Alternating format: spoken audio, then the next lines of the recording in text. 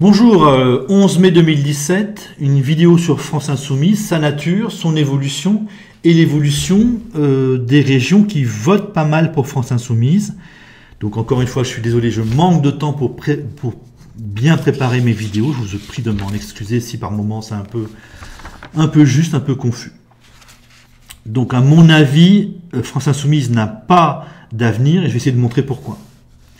D'abord, une incohérence très forte de l'électorat. Vous avez une incohérence déjà territoriale qui représente une incohérence de mentalité. Vous avez France Insoumise qui fait de bons scores. En Bretagne, alors chez les Bretons, le projet politique, c'est ne plus subir la tutelle de Paris. Vous avez de bons scores dans l'espace ici de cette mentalité-là, c'est des mentalités allemandes ici, donc c'est déjà une mentalité différente de la Bretagne. Le projet de ces gens-là, c'est d'aller ramper devant l'Allemagne. Et vous avez des bons scores chez les Français de couleur, donc Français de couleur qui sont disséminés à peu près d'une ligne de Marseille à Lille, avec donc souvent dans l'espace jacobin, blanc et noir, donc avec une mentalité très différente. Donc les Français de couleur ont à la fois la mentalité un peu de leurs parents et la mentalité de la région dans laquelle ils sont, et c'est assez peu souvent donc cette mentalité allemande. Donc trois électorats finalement, l'électorat breton, un électorat de type allemand, de mentalité allemande, et un électorat de couleur qui en plus, lui, est sans doute un électorat ouvrier et employé qui veut, lui, la fin du chômage, la fin de la pauvreté, l'augmentation des bas salaires. Donc, alors que les Bretons, comme je l'ai dit, une partie de leur idéal, c'est être indépendant, quoi. C'est vivre entre eux. Et leur idéal ici, c'est d'aller ramper devant l'Allemagne. Vous voyez, c'est trois électorats très différents, aux intérêts différents, aux mentalités différentes. Et cette incohérence est aggravée aussi sur le plan sociologique, c'est-à-dire sur le plan des catégories sociales que représentent ou qui sont fortes chez France Insoumise. Vous avez peu de retraités, donc c'est un parti jeune, il pourrait avoir un avenir, et je dirais que s'il n'a pas d'avenir, les électeurs seront là toujours, contrairement à l'électorat de droite qui pourrait bien disparaître littéralement année après année dans les 10-15 ans qui viennent. Une chose est remarquable, c'est qu'il y a autant de cadres que d'ouvriers, autant de cadres que d'ouvriers par exemple. Les cadres, les professions intermédiaires, les employés, les ouvriers sont en nombre à peu près égal. Là encore, ce n'est ni un parti d'ouvriers, ni un parti de retraités, ni un parti de cadres. Le FN, c'est un parti d'ouvriers et d'employés. Macron, c'est un parti de retraités et de cadres. Fillon, ça doit être un parti de retraités. Là, j'ai pas vu le schéma pour Fillon. C'est certainement un parti de retraités et de cadres, ou de gens aisés. Donc, il y a autant de cadres que de professions intermédiaires, que d'ouvriers, que d'employés à France Insoumise, qui votent France Insoumise. Donc là encore, aucune direction nette. Ça va être encore une fois de la bouillie. Comme les cadres sont assez nombreux, je pense que c'est eux qui vont dominer. Là où au Front National, il y a tellement d'ouvriers et d'employés qu'ils ne pourront, que si le Front National veut exister, il ne pourra que s'adresser aux ouvriers et aux employés, parler pour eux. Là, c'est beaucoup moins net chez France Insoumise, donc je pense que les cadres vont dominer. En plus, ce sont probablement souvent des fonctionnaires, je le suppose, et ils devraient donner une sorte de coloration liée à cette mentalité, liée à leur mentalité, alors que la situation devient grave et qu'il faudrait autre chose qu'une mentalité de fonctionnaire. Pardon, c'est pas méchant ce que je dis là. Il faudrait autre chose qu'une mentalité de fonctionnaire, de type qui est sérieux, voilà, de type qui est sérieux, qui fait bien son boulot, mais qui n'est pas un innovateur, un créateur par principe, en quelque sorte. Donc voilà, une forte incohérence chez l'électorat Mélenchon. C'est très très grave pour l'avenir. On ne peut pas avoir de direction claire. Dès qu'on prendra une direction claire, ça va se diviser beaucoup et ça va affaiblir le mouvement. Bon, pour cette partie-ci, je suis moins sûr de moi parce que je vais parler de Mélenchon et de sa campagne électorale, donc je n'ai pas beaucoup suivi, quasiment pas suivi. Donc on a là aussi incohérence sur incohérence. Il est européiste, Mélenchon, il rêve d'Europe. Et pourtant, dans sa campagne électorale, il nous a sorti à la fois le drapeau français et un discours basé sur les valeurs de la Révolution française. Il a je crois, il me semble bien qu'il a beaucoup parlé de la Révolution française, beaucoup proposer de valeurs, de rêves, de projets liés à la Révolution française, mais en restant dans l'abstrait, c'est-à-dire concrètement en ne s'engageant pas, hein, en ne promettant rien de concret. Quelque chose d'incohérent encore. Donc il a tenu un discours assez lié à la Révolution française, et son électorat, en gros, a plutôt été fort dans l'espace contre-révolutionnaire. Encore une fois, une incohérence. Donc ça me fait... Vous voyez, je suis européiste, mais je sors le drapeau français. Je tiens un discours lié à la Révolution française, mais je suis élu par des gens de l'espace contre-révolutionnaire. Ça semble plutôt à la fois... Donc il y a une incohérence, encore une fois, et un refus de la réalité. L'abstraction plus être élu dans l'espace contre-révolutionnaire, ça me fait penser à des gens qui rêvent, tout simplement, qui rêvent, mais qui n'oseront pas, qui ne feront pas concrètement les choses. Donc, beaucoup d'incohérences pour France Insoumise. En plus, une absence de direction, puisque une absence d'issue, ou d'issue positive, parce qu'il y a un refus d'alliance avec le Front National ou avec ses électeurs. Il aurait pu proposer une alliance avec le Front National en disant vous abandonnez toute idéologie d'extrême droite et on essaie de faire quelque chose ensemble. Et là, il aurait pu peser. Là, concrètement, il aurait pu faire quelque chose. En restant avec ces 20% qui refusent l'alliance avec le Front National, ils ne pèseront rien. Ils sont condamnés à mort plus ou moins rapidement. Donc tout ça me fait dire en fait que le militant de type de France Insoumise, c'est un petit bourgeois, hein, c'est un type très diplômé qui commence à être pauvre, qui commence à être précarisé, qui commence à s'inquiéter.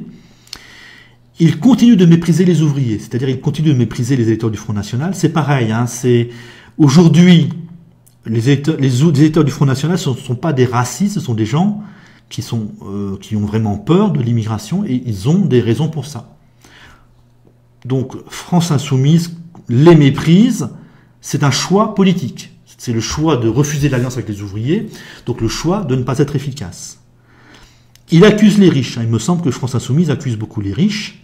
Ça veut dire, concrètement, on n'accuse pas les électeurs de Macron. Concrètement, ça veut dire ça.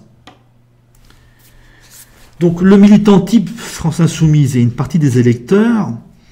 J'ai l'impression qu'en fait, c'est des gens qui commencent à couler et qui veulent se raccrocher aux électeurs de Macron, à ceux qui vont bien, sans aucun projet de société, sans aucun projet réel de changer vraiment les choses.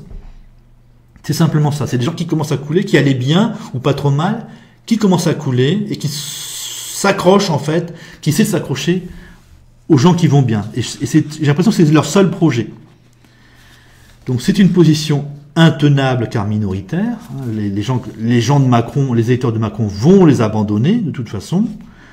Donc il y a les électeurs de Macron, les électeurs du Front National, les électeurs de Fillon qui seraient les retraités, et les électeurs de Mélenchon dans leur petit coin, là à 20%, qui vont rester tout seuls dans leur petit coin. Et qui sont en quelque sorte sûrs de ne pas gagner.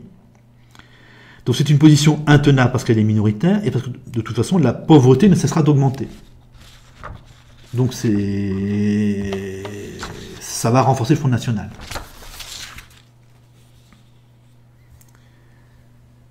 France Insoumise est sans avenir. Hein. Incohérence, refus d'alliance, refus de changer vraiment les choses. Donc en gros, c'est le refus d'alliance.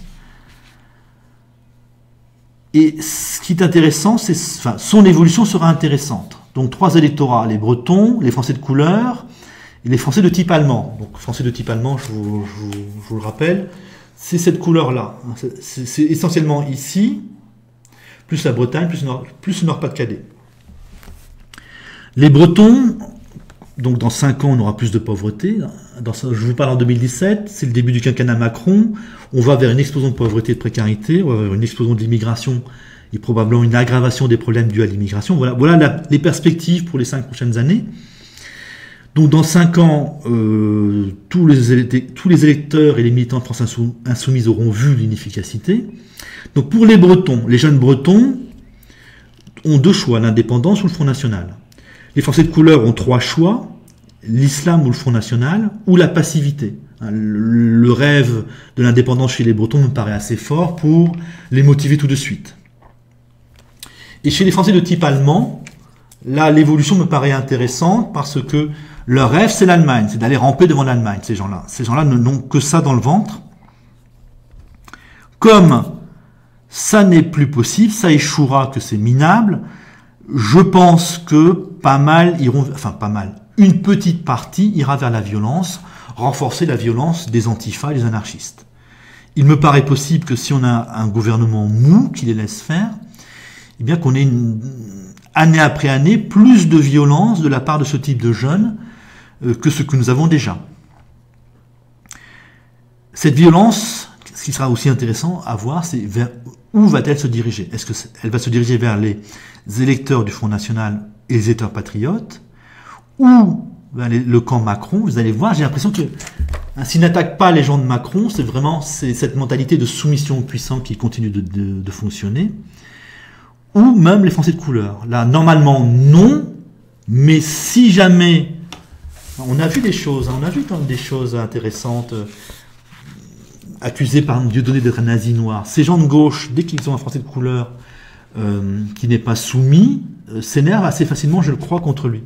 Donc si jamais France Insoumise, on a un tout petit nombre d'ex-militants de France Insoumise qui se retournent dans l'agressivité contre les Français de couleur, ça voudra dire quelque chose pour l'avenir de ces régions-là, pour l'avenir idéologique de ces régions-là.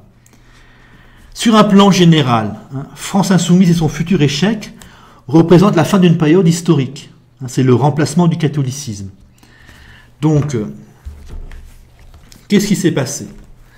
Vers 1965, le catholicisme commence à mourir, et les Bretons, donc qui étaient catholiques, les gens autour de Lyon, et même en Alsace et le Nord-Pas-de-Calais, renforcent la SFIO, renforcent le Parti Socialiste.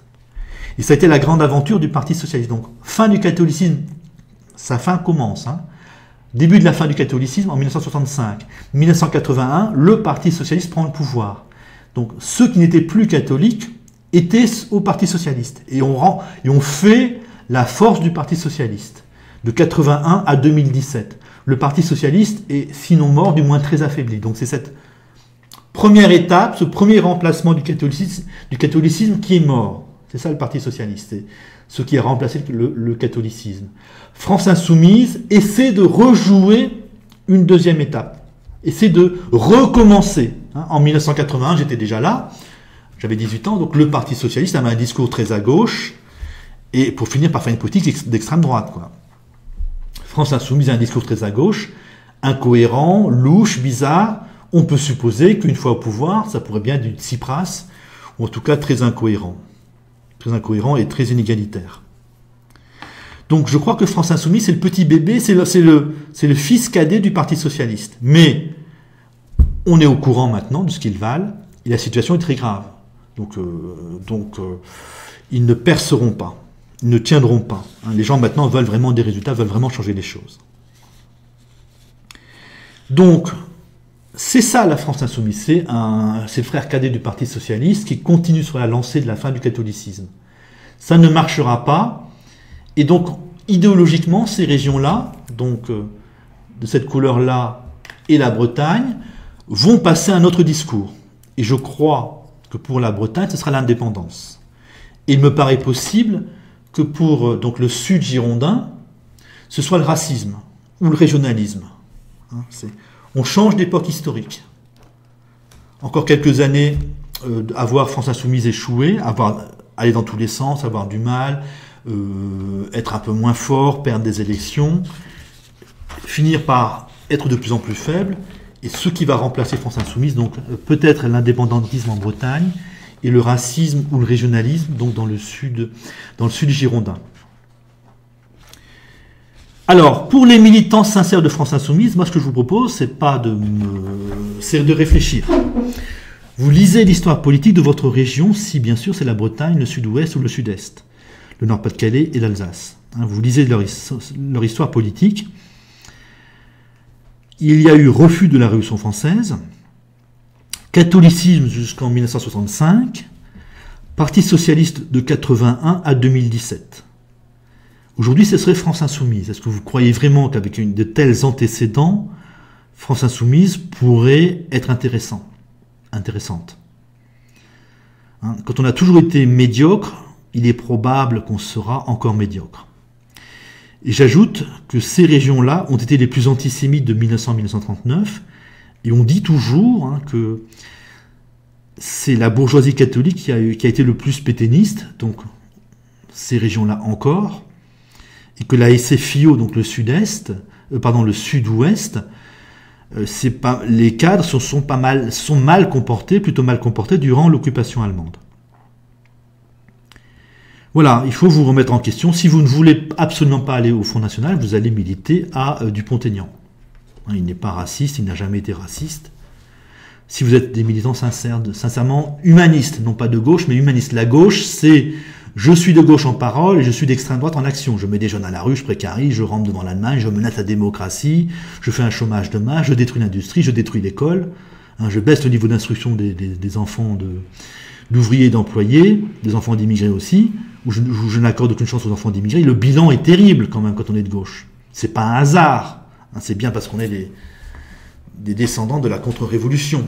Parce qu'on a une mentalité de sous-merde, quoi. Donc, on milite à France Insoumise si on méprise les ouvriers et si on méprise les Français de couleur. Parce que ne pas savoir que les Allemands sont racistes, il faut quand même le faire.